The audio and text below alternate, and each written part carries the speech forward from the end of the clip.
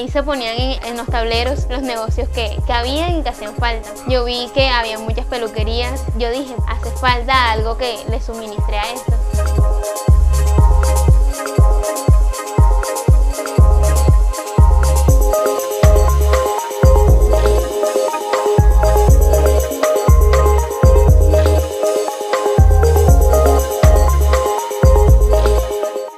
Por decir, yo no sabía que tenía que ir guardando, sino que yo iba invirtiendo y no guardaba ganancias, sino que todo se lo dejaba al negocio.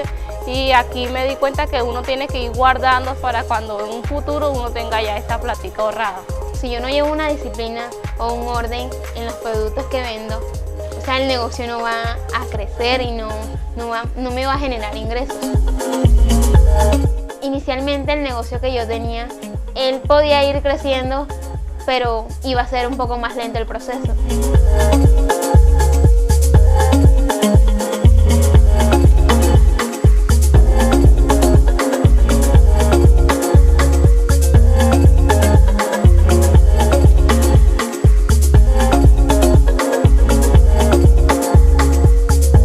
Son otro ingreso más que nos va a dar, y más la publicidad, que todo nos ayuda más a tener buenos clientes.